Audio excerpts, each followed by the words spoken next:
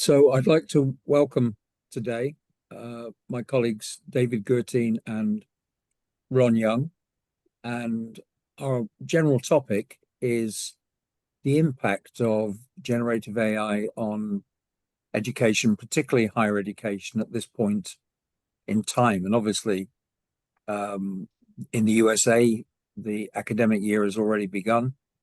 So this is a very timely point for us to be discussing this. I'd just like to kick off with the insight that I've got at the moment, which is that the pace of technological change in this field is so great that it is now outstripping institutions' abilities to cope and adapt and change. And you might want to draw either on business insights into this or educational insights. Can I start off, Ron, with your thoughts on this? Yes, Clive. You're right. I mean, this is having a profound effect on all institutions, I would suggest, educational especially. But if you look at anything, your point that the technological change is moving much faster than we're able to adapt is the key problem as I see it. And equally, it's the key opportunity to revisit and to reimagine what this might mean. And my initial thoughts are that if we're just talking generally at the moment, that institutions, by nature of what an institution is, will not be able to keep up with the way they have in the past in the same way. And it leads me more towards the suggestion that they need frameworks more so, which focus on principles. And frameworks with principles, they can, I suggest that they can accommodate changes, for example, changes in AI tools. If we look at frameworks that cover principles like academic integrity or data privacy or critical evaluation of AI output, if you take those principles, a framework around that would enable us to deal with a lot more change with AI rather than perhaps what might be considered a top-down. That's my starting point anyway, to change. Ron, David, you've got a lot of interaction with colleagues in the world of education, professional development. Have you got any thoughts from that angle in particular? I guess a few thoughts. I mean, you're right. The institutions can't keep up. I suspect it's not just the institutions, but the people themselves in the institutions can't keep up. It's the students that's kind of at the leading edge of adoption, and of course it's the vendors as well who are pushing the technology very hard to the students because they are the future customers. It's always been that way. So I think in many ways there needs to be some sort of balance here between sort of bottom up change and top down change. And in the past, I guess the emphasis, the pendulum swung towards top down. Increasingly, it's bottom up. So maybe, as Ron just said, you probably need a framework or structure. You need something.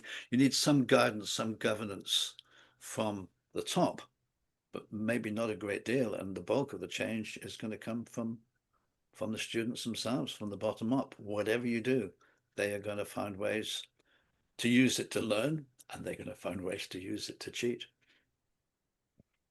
I'm glad you've raised the question of students, David, because I feel very strongly that if you look at the data on student activity with AI, it's risen very rapidly and very widely. And I'm afraid the statistics for the faculty don't match those.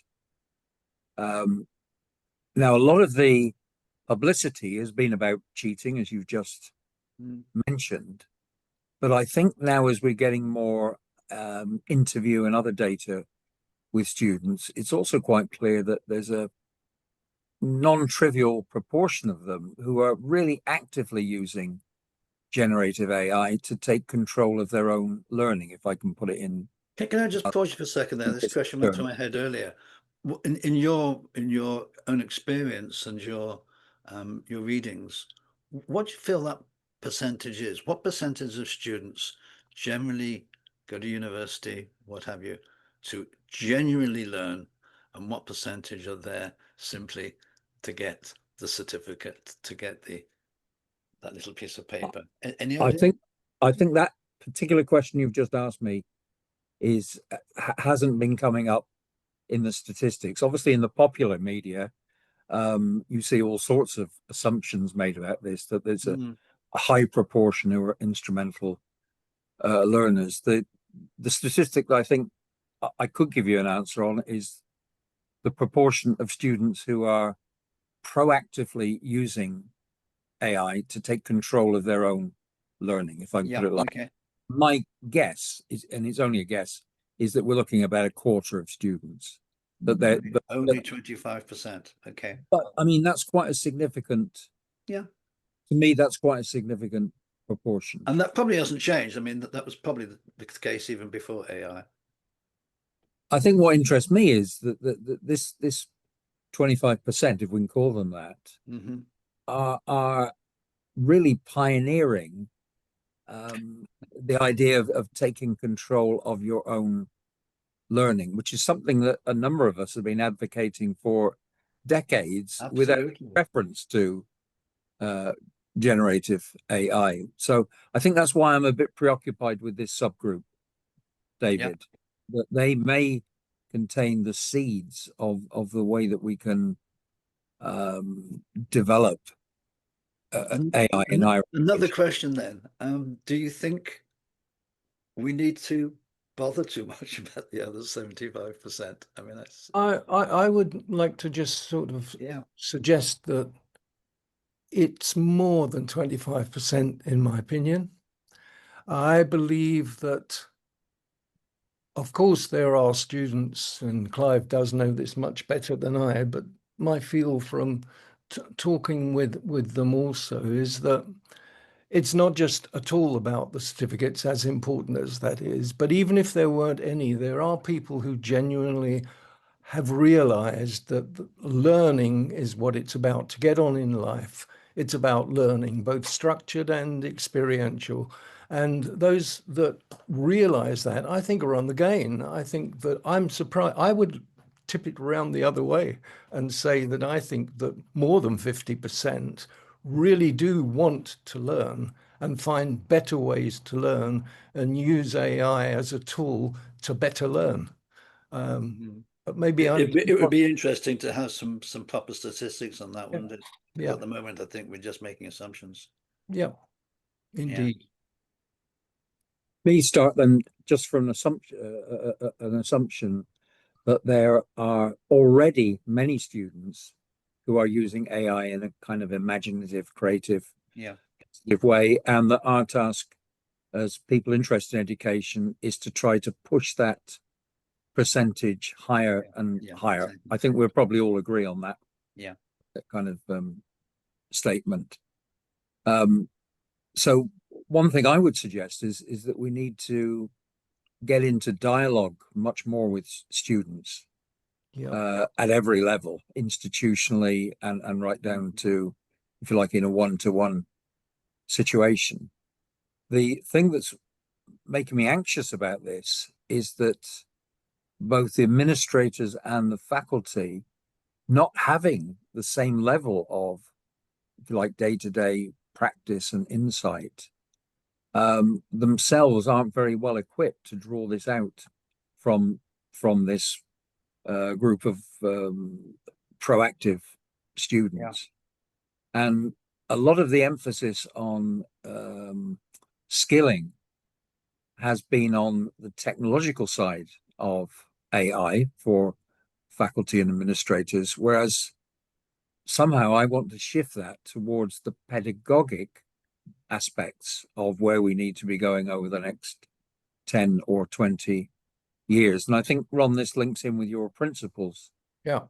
What sort of higher education is it that we want within 20 years? Yes.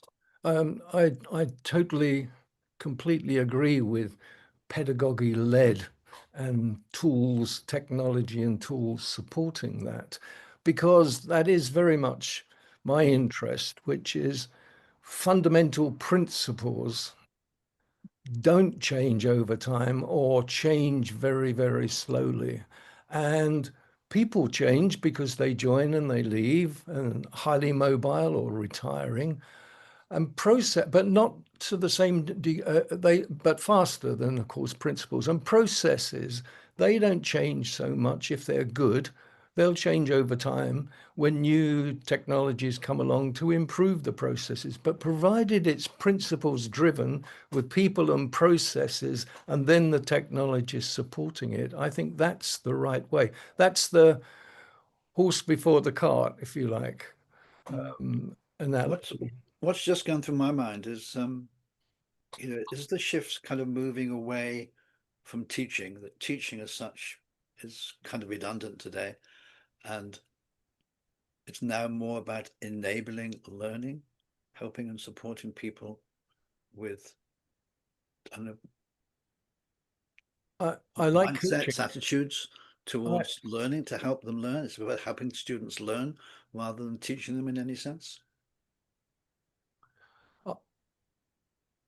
I think the word teaching isn't particularly helpful here. I would, in any case, prefer a word like educating rather than teaching. That I see myself as an educator. Part of that is teaching in, if you like, a classical way, but it's much more about enabling students to flourish and develop. So I think there's a very important role continuing for teachers, but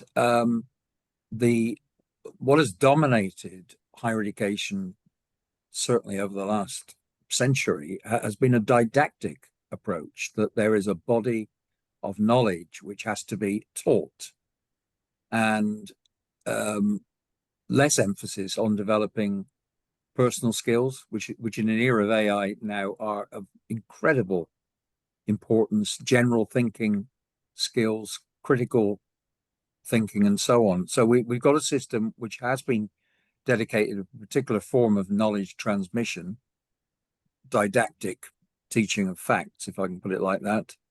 And unfortunately, this has got such a huge bias that it means that there is a lot of resistance to the idea of moving to become educators, drawing out of students what's inside them. And this I see, Ron, as the problem with your principles approach, that there is so much inbuilt resistance in the system to the kind of fundamental changes that I think are needed. Yes, I like the term educators. That makes a lot more sense to me. I like the idea of educators being, I would say, more coaches and more facilitators, but also more leading by example. That's what I think is the key. Those educators that lead by example and who are good at coaching and facilitating, I believe will make an impact. The resistance to going back to principles and verse principles is not easy in an institution, any institution. What's just going through my head now is, it's really a question for you, Clive, is what do you think will be the impact on, fixed curriculums and also traditional exam taking? I feel that if we take the assessment one first, Assessment rather than exam taking, I feel now essentially the traditional essay is dead. Mm. The traditional unseen essay can no longer be relied on as a tool of competence in students, because that can quite readily be subcontracted to technology-based solutions. You're then left with the question of, well, what are the other side is, what are lectures about? Because if a lot of knowledge can be machine supplied, then what we classically think of as a lecture, which is PowerPoint slides and presenting facts for students to memorize, that also is under threat. That the lecture kind of one to many has got to be steadily displaced by something where there is active learning. It might well be in a huge lecture theatre with 300 students. You can still do active learning in that environment. So this is a huge psychological problem, because modern universities are based on lectures and essays. And for those who've come up through the system, like me, that's where our expertise lies. So we're now being told to come up with new methods. We're now of necessity going to have to come up with new methods or more progressive methods of assessment and different ways of leading a class in a so-called lecture room.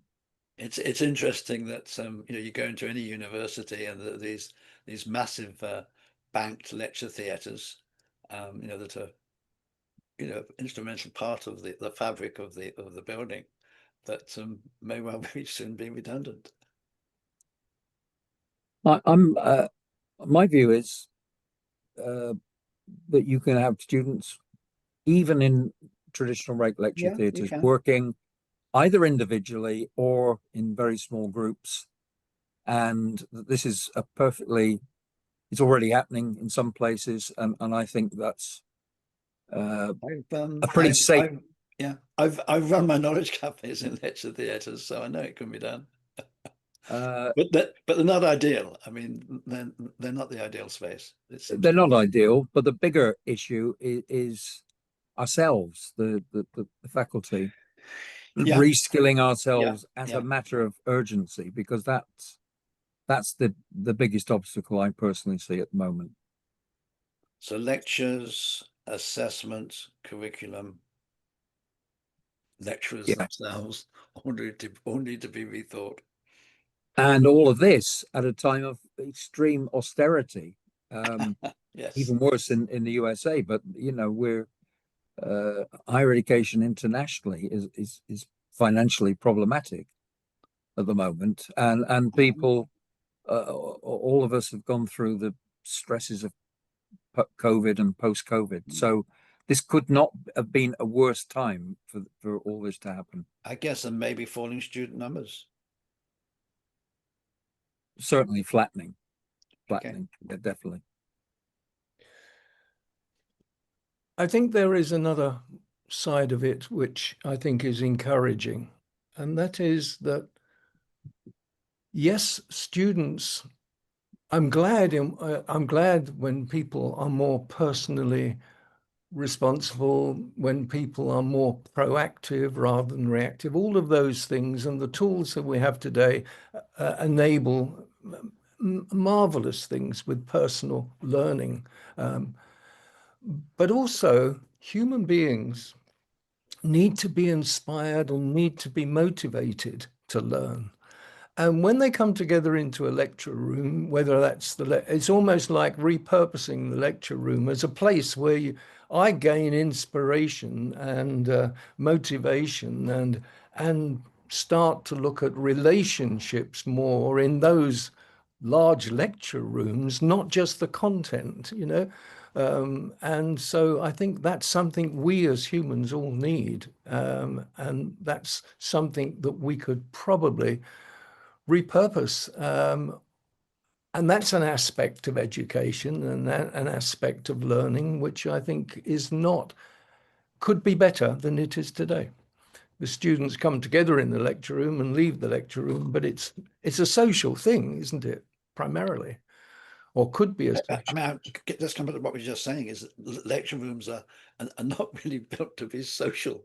You know, if you're on one side of the lecture room and somebody you want to have a conversation with is on the other side, it's not terribly easy to No. to connect with them. I think the lecture theatre is going to take time. Is a thing of the past. I mean, I'm thinking here of where the lecture theatre came from in the first place. And it came from the theatre. The Yeah, theatre exactly. Yeah. Yes. is a social space, and it can be an immensely emotionally powerful space. It can be a space for humor.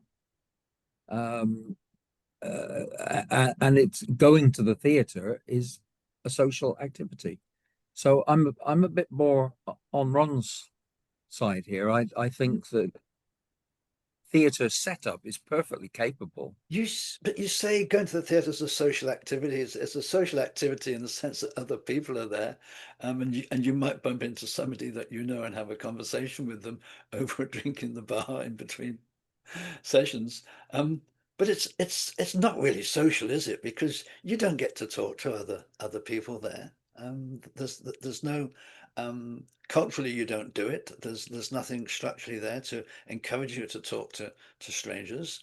Um, you're just gathering with other people who've got a similar interest in the theatre and maybe that particular performance. Surely.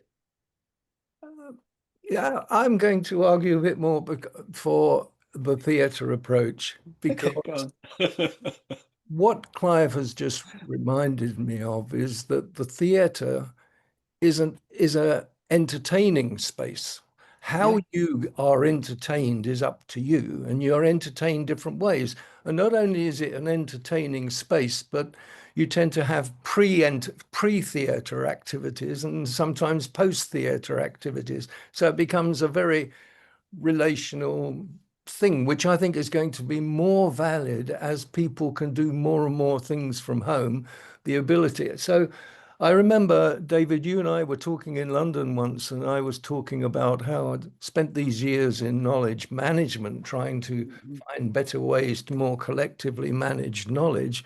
But I was getting more interested in knowledge theatre, as we called it at the time, which is more the arts and things like that. So I think in education, I like the idea of an entertaining space and looking deeper in why, as Clive said, these theatres were there for the first place. Yeah, I would go along with the entertaining bit. I mean, again, in your experience, Clive, I mean, how did when you lecture, when you've lectured in the past, to what extent did you make your lectures entertaining in sort of a theatrical sense? Yeah, I'm not sure that entertaining is somehow the word that would come to me. I think what I was interested in and still am interested in is engagement. Okay, And there are numerous ways, and this is where we can learn from all the forms of, in quotes, theatre,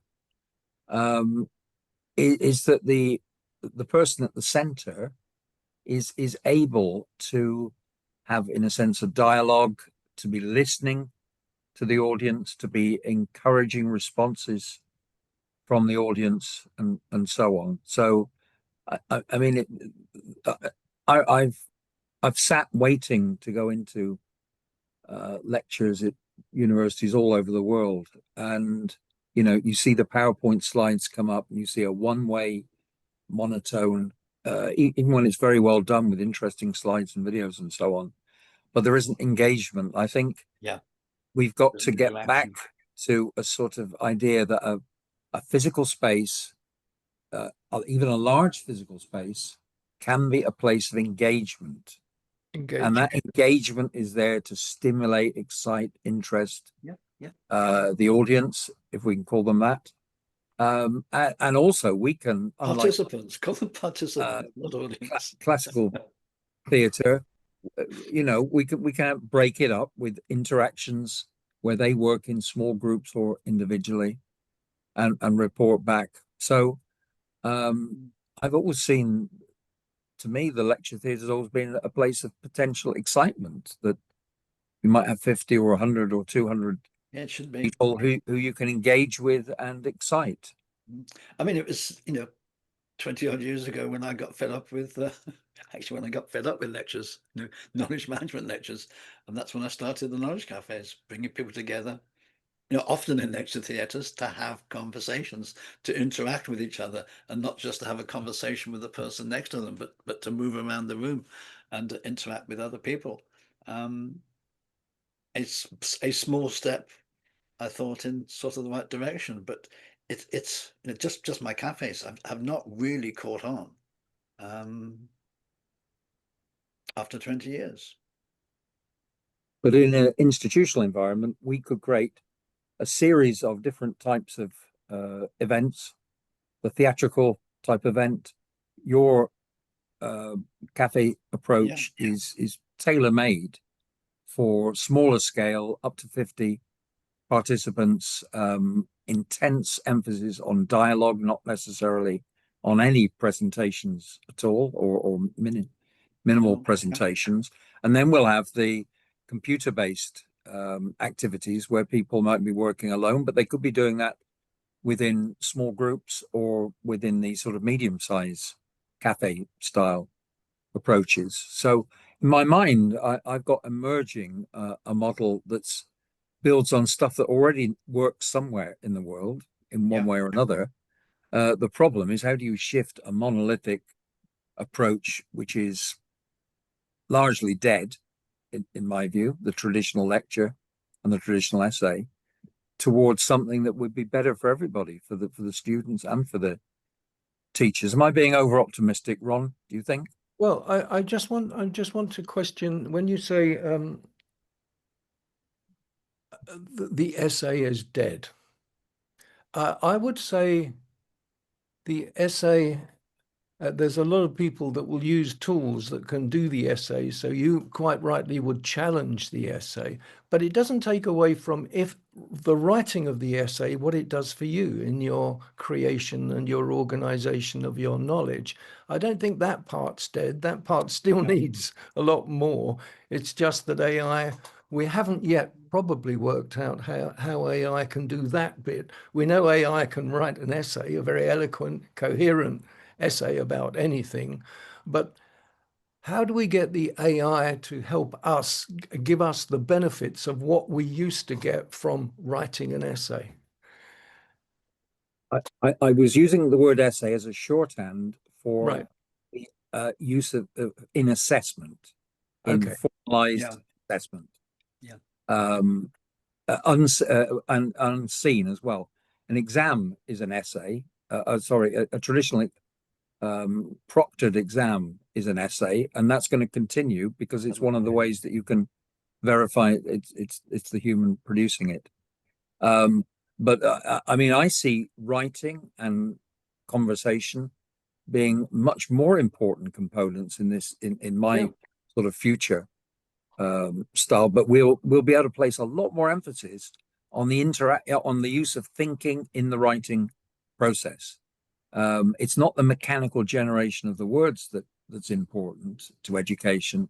It's the way that you're then helping the learner to process and think and understand, and then to be able to communicate that in written form. So writing, or the generation of text, perhaps I should say, because that writing might not need physical writing at all. It could be done orally. But the production of text to communicate and to explain is going to continue to be a vital part of higher education. Yes. We are sort of a couple of minutes off 30 minutes, so maybe this is a good point to draw to a close. Yes, I mean, perhaps Ron, do you want to, if each of you make a kind of concluding thought, and then I'll just finish off at the end. Ron, do you want to? My concluding thought is just a continuation of what we were just discussing, which is I certainly feel for a short while we're still all trying to come to grips with what AI can do. And there will be people who will take advantage of that in the academics and other institutions. But I'm really looking forward to the day when we look at how AI can actually help us do what the institution was originally set up to do better. That comes back to your pedagogy, better ways of learning. And I think we're going to discover that. I think we're just in this difficult phase now. And as AI develops and as we start to question, as we are, these different aspects, we will see better ways that AI can actually help us provide better pedagogy, but that's always first and foremost in my mind. It's David? it's a fun time, isn't it? This technology is touching everything. It's this in education. There's hardly anything that doesn't need to change in some way. And I mean, we've been talking about, I don't know, rejigging education now for a long, long time, with little progress, and maybe AI is the catalyst to to, I was gonna say force change, but enable change. But of course, it's not the AI as such, as we keep saying. It's our thinking. It's our thinking, how we think about it, and then it's the barriers to change. This is all about change, isn't it? And how we go about change. And a lot of our thinking about change is let's say old-fashioned. The fact that we can create a plan and have milestones and steps. Yes, you can do that if you're building a nuclear reactor, maybe, but you can't do it for something like education or anything more social, where you've got human beings interacting. So actually, maybe we need to think more carefully about. We need to rethink change, maybe, and how we go about change, as much as we need to think about education. So, just some immediate thoughts from me. Just following up on that, I mean, in the short term, I've got huge anxieties about the change involved, but I think certain aspects of this conversation have highlighted some really positive opportunities that can be taken advantage of, and perhaps even enforced on us by the current round of AI activity. So thanks very much, David and Ron, for touching on so many interesting topics in such a short amount of time. I'm really grateful. Thank you. Thank Do this you. again soon. Thank you.